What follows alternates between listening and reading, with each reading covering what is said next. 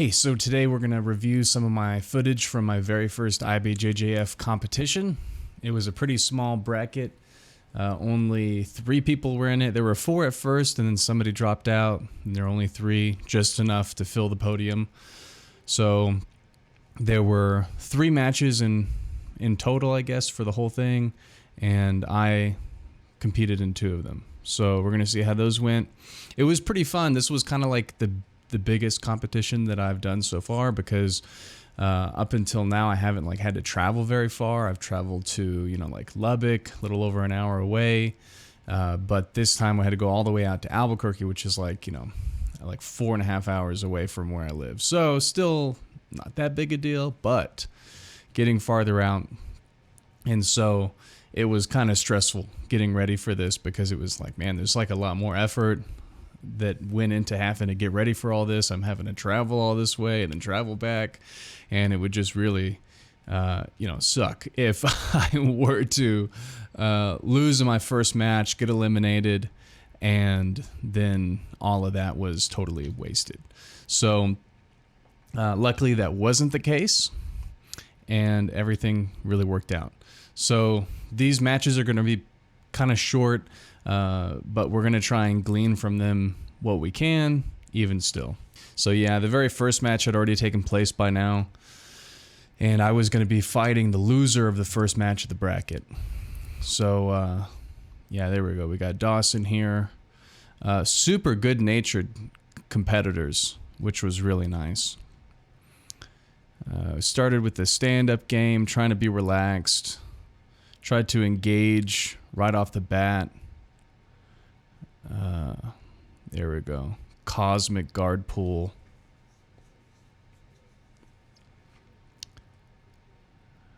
And there we go. We got the arm bar for the finish. So this totally wasn't planned at all. The guard pull was. I did not plan to go into a full mount position from the guard pull, which I thought was pretty crazy. And then I feel like I made a bad decision right there. I should have worked harder to keep the top mount position once I got it. Because once I get into this top position, I should have definitely fought harder to either keep the top mount or to go to back control, something like that. And I really didn't do that. I made this really odd decision, which I think is maybe just a result of my muscle memory and training, just always passively going back to a guard position, or maybe I fell off. I don't know, but I think this could have ended up very badly for me. It didn't, but it could have.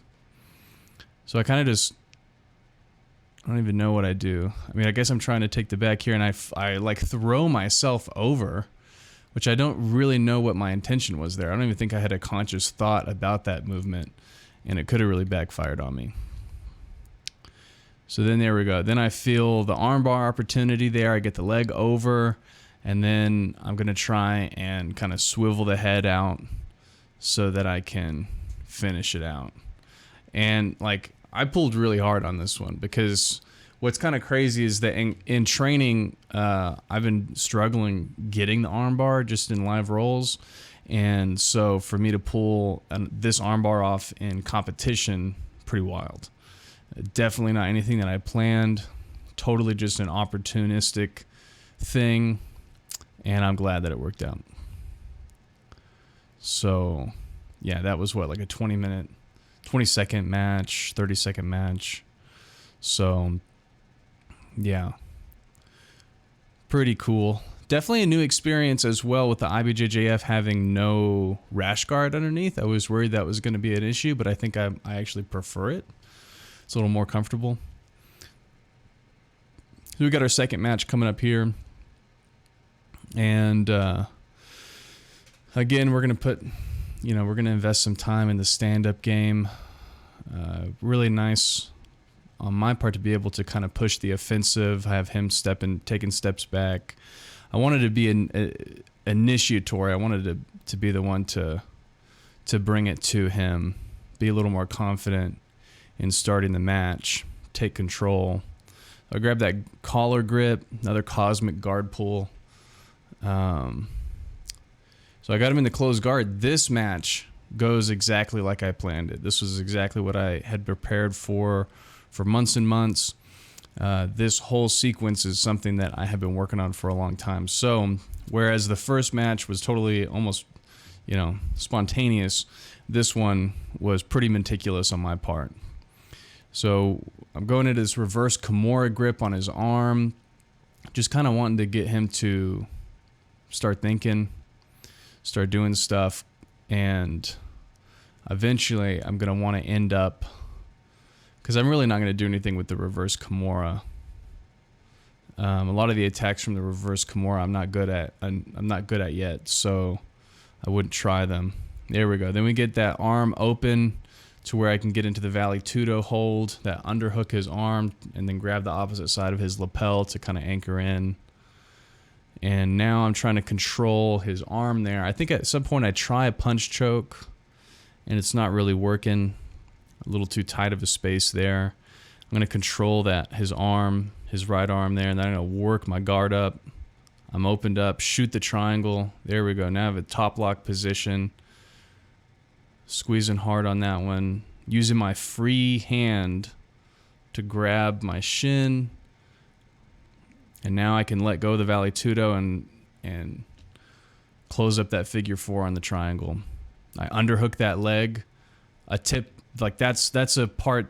This is all, let me pause real quick. This is all stuff that I was consciously trying to fix from my last competition. So one of my last competitions, I think the first match in an AGF here in Amarillo, I got my opponent into a triangle twice, I think. Especially the first time. I got them into the triangle from closed guard, and then I failed to keep them in it. And one of the things was that they had stood up to try and shuck the triangle off, and they succeeded. The answer to that was to just underhook the leg to break their posture back down and finish the triangle. So I consciously in training tried to fix it, and flesh out my triangle attack to make it higher percentage. And so this match is evidence that a lot of the hard work that I put in with my coaches and professors really paid off, trying to get my triangle tech higher percentage success rate. So yeah, we end up rolling over. Now I'm in top mount triangle, and it doesn't look like the effort is all that high on this, but this was super difficult. Like this took 100% of my muscle and energy. Like this was really, really hard. I just kept thinking in my head, because it was hard. I didn't know, like, is he going to roll me over? Am I going to lose this top position? Like, it was kind of hard to balance. I tried to turn and grab that pant leg in order to keep that position, keep the angle so the pressure was on. And he lasted a full minute in this top mount triangle until he taps right there. So, man, and holding that for a whole minute was wild. It took maximum effort for sure. And yeah, so like right there, I'm grabbing that pant leg. I'm trying to turn to grab the pant crease, and the whole time I'm just trying to outweight him. I figured there's no possible way that he could be living through this top mount triangle forever. Like he's gonna tap eventually. And it took so much effort. I just kept remembering like the words of my professor Jackson when he says like, everything now will rest later. And that was my mentality, because at this point it's like, no, you win this match and you have gold. And so that was like the psychological mentality that I had to go through in order to get this submission, which it's locked in. Like there's no way that he's going to get out if I'm just diligent and put the work in on there. Not too bad. So those are the two matches. I mean, it went really well. My IBJJF debut at white belt in middleweight in the adult class went pretty good. A lot better. I mean, I expected to do well. I didn't know what was going to happen, because I've been getting these silver medals at AGF competitions, and assumedly, the competition is going to be better at an IBJJF than an AGF. And so I was like, I don't know what's going to go on. I don't know what's going to happen here. but it ended up like all working out, and I got the gold and had a good time talking with my competitors afterward. They were really nice guys. They shook my hand afterward. Had some chats with them. One of the big deals that one of my big achievements in this competition was being able to win the psychological battle. So I did a little like exhibition cage match thing recently, and I mentioned that I felt like I had lost a psychological challenge whenever I won my first match very, very quick, just like I did in this one, where I won in the matter of 20, 30 seconds. And then I get kind of a head high. I'm feeling too confident, feeling too good about myself. And then because of that overconfidence, I let my guard down and I don't take my opponent seriously.